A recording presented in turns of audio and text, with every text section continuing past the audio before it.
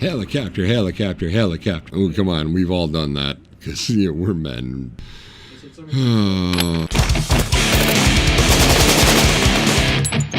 Hi, this is the Militant Moderate Podcast. I'm your host, Paul Michael Bolin. Article in the New York Times. Title of it is, "My vagina is terrific. Your opinion about it is not." Do the whole react thing. I read the first line. "There is a rash of men explaining vaginas to me." Okay, first of all, a rash probably is not I'm just throwing it out there. You know what I'm saying. I don't think I can really explain a vagina to anybody. Jen Gunter? It's a rash of men explaining vaginas to me. That is what I've decided to name a collective of mansplainers. Oh, okay, so she literally wanted to call them a rash, it looks like. I think this is going to go in a particular direction that probably going to want me to feel bad about myself after I read this. Yeah. In medicine, a rash can be a mild annoyance, goes away and never returns. A rash can also portend to be a serious medical condition, even something malignant. I just want to think vagina and rash and stuff. I don't know. There's a better word out there. Good God. I have suffered fools eager to use pickup lines about being an amateur gynecologist. I may have used that line in my younger days. No. I'm still single, so go figure. Detailing their imagined superior knowledge of the female anatomy and physiology. Men who think sitting beside them in a bar and smiling, because if you don't smile, you get told to smile. What's wrong with smiling in general? And women, you can tell us to smile too. There's equality right there. Boom. I think I've fixed it. No, probably not. You get told to smile, because if you don't you get told to smile is an invitation to tell you how they will make you scream and moan. I know that there are idiots out there who hit on people badly. It's not all of us, and sometimes just some of us are creepy. I get it. Some of us just don't know what we're doing. I know that many other women have had their vaginas explained to them because for the past 25 years, my career has been dedicated to treating vaginal and vulvar problems. I like how you couldn't pronounce that. That's not how you pronounce this. Vulva. Vulvar? I gotta read that. VULVAR. Okay, Paul Michael Bolin will not be mansplaining anything about women's vaginas for obvious fucking reasons at this point. We're just gonna fuzzle through this. All right.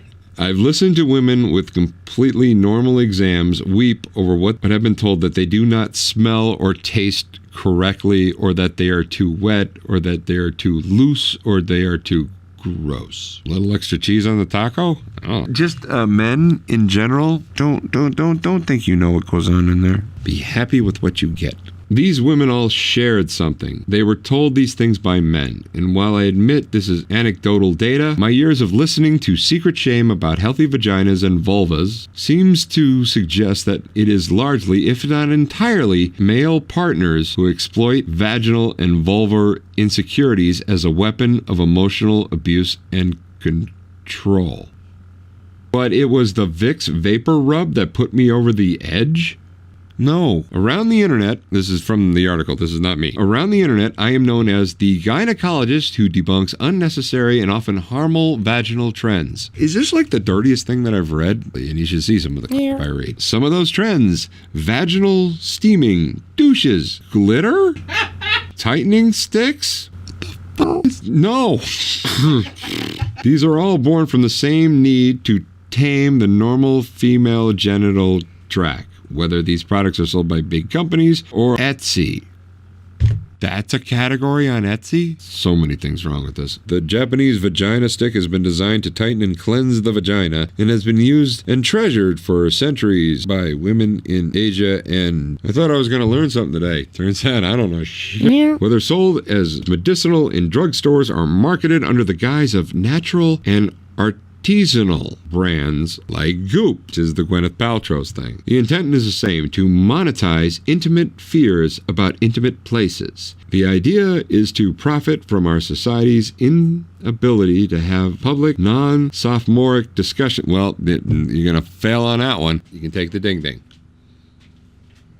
Okay, this is written by the same woman that wrote this. Is it? Yeah, Jen Guntner. Just a week after we found out about the horrifying practice of using balls of herbs to detox the vagina, in quotes, please don't do this. On a personal note, please don't do this. We've been alerted to the existence of vaginal tightening sticks. Dr. Jen Guntner, who was previously spoke out of why balls of herbs are such an awful idea. Somebody really had to speak out and think that was a bad idea.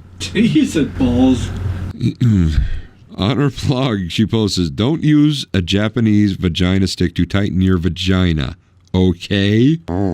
These sticks are made up of ground up plants and herbs and other mysterious substances. Boo. Those worried about their tightness are encouraged to insert into their vaginas for 2 minutes. 2 minutes? Is this an exact science? Sellers promise the stick will tighten and clean the vagina, with one company suggesting the resultant tightness will make you feel wanted again? Oh, that's just mean. That company's run by an ass. Jesus. They're like in the same neighborhood. It's also claimed the sticks will eliminate vaginal discharge?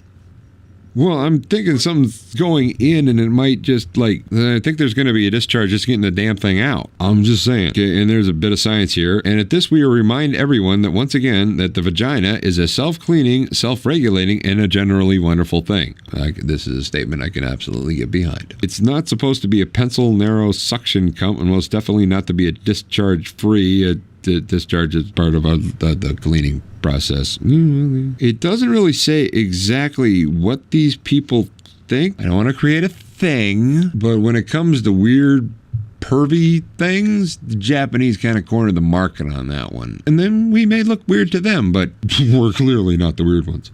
You can take the ding-ding. To recap, please do not use herbal sticks to tighten your vaginas. The only tightening I know that happens on a regular basis is them slamming shut every time I walk into a room. They don't want me in there. I think it's more of a safety thing. Getting back to the article. Oh, this is gonna hurt. Now, apparently, folks were suggesting that it was a good... Oh, this goes to the Vicks Vapor Rub thing. Apparently, folks were suggesting that it was a good idea to put a mentholated petroleum product in one's vagina... when you were a kid, because it's the stuff that clears up your sinuses, and they did this with your tongue, and just the taste of it, and it's kind of the burning thing on your tongue. How is this a good thing? Why don't you just put Tabasco sauce on it? Might do less damage. Tastes like tacos. Granted, the internet is a wonderful, dark, and stupid place all at the same time. No. Fed up, I wrote a story about a man tried to shame me about my healthy vagina. I once dated a man that told me I would be desirable only if my hair were straight, or only if I were to lose weight, or only if I were to dress differently. The metrics kept changing. I think the only thing you kind of needed to change was the you were dating. I mean, seriously. So it was a Herculean task to keep up with my failings, which is how I gathered to the point. Oof. Looking back on it, I am assuming that she thinks that was not one of her better relationships. We've all had bad ones. It happens. But while I may not have complete confidence in my appearance, I have professional confidence in spades. There are a few people, if any, who know more about the lower genital tract than I do. Well, somebody's a little high on herself. She knows more than me. Let's just put that out there. So when this man began to tell me how my healthy vagina could be better, I dumped him. Okay, you solved the problem. No, she just dumped the dude. It didn't seem weird or overly personal for me to write this one paragraph about my experience. I talk about vaginas all day long. Not surprised. It is the inability to talk about vaginas without shame that is once the very core of genital tract profiteering? I don't know how to react to that. Moving on. Is that like a weird kind of like cross between like Amazon and prostitution? Do it if that happens. Okay. If a gynecologist who specializes in vulvar and vaginal health can talk about it, then who can? She's basically talking about how companies are using shame to get people to buy their products. Treadmill company will say that, look, if you get on this every day and you lose weight, you'll be a happier person. I eat my feelings. What happened next was an article showed up in the New York Times with the incorrect headline, "My boyfriend dumped me because of my vagina smell." Oh, wow. accompanied with a big picture of the woman who wrote the article. Oh, the article itself was accurate since it was essentially quotations from her blog. And then the men came. You start talking about vaginas, this is how the things go. They came to share their opinions regarding my vagina, writing on my vlog, writing me on Twitter, because that's what Twitter is for, talking about women's vaginas that you have no chance in ever actually experiencing. They flocked to my Instagram. She has I'm not following that on Instagram. And my Facebook. One group of gentlemen, at least in their 40s, decided that the story of me being dumped supposedly because of my vagina was worthy of a laugh on their podcast. I am completely part of the problem at this point. Yeah. This Gunter, I'm probably going to owe you a big fat apology after this. In fact, I'm just going to give you one now. I'm sorry. I'm sorry. I'm sorry that men are douchebags. Oh, this is going to be problematic.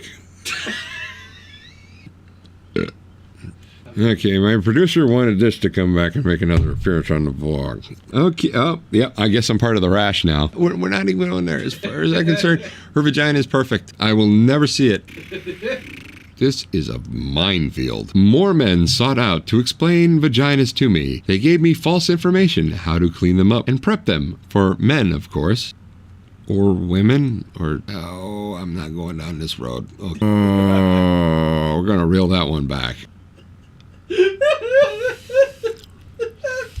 This seemed like such a good idea at the time. We were wrong. So wrong. And it looks like it's going to get worse from here on in. One douchebag said that, and of course she wrote about it, in which case it just invigorated douchebag. I need to be mansplained this article at some point. Oh. To women who have been told that they are too wet, too dry, too messy, too smelly, too gross, too saggy, too bloody, I have heard you. I know you stand in drugstores wondering there are all these types of hygiene products and if they are unnecessary. I know you stare into the internet and wonder if celebrities say they steam their vaginas or have a 10-step vaginal prep regime, then maybe vaginal neglect really is a flaw that ruins relationships? All she can say is if you have a medical concern, see a doctor. And if someone speaks to you about your body with anything but kindness or concern, it is he who has the problem, and the vagina is like a self-cleaning oven. She ends, to the rash of mansplainers and the New York Post, thank you. This experience proves that shaming women about physiologically normal and functioning vaginas is epidemic. The cure for this rash is information. Either you can listen and learn, or you can take a seat into the back of the class and shut up. I'm going to the back of the class and shutting the f*** up, okay? In an era in which men can shame women for their perfectly healthy vaginas is now coming to an end. We thought this was going to be a good idea. This was not a good idea. We are clearly part of the problem instead of part of the solution. The solution is that maybe men shouldn't be such douche nozzles? What can we take away from this? Unless you know the woman, I would not say anything to the woman, especially online, for God's sakes, okay? I had no idea this was an issue. Why is this an issue? This has been the Militant Moderate Podcast. I've been your host, Paul Michael Bolin. Please click like and subscribe. Leave a comment down below. You can also find this podcast on Stitcher, iTunes, and SoundCloud. And just try to be nice to one another. I mean, if it smells like death or Cleveland, maybe just kind of like, hey, something's going on down there. We ain't learned shit. Stop talking to women about their vaginas.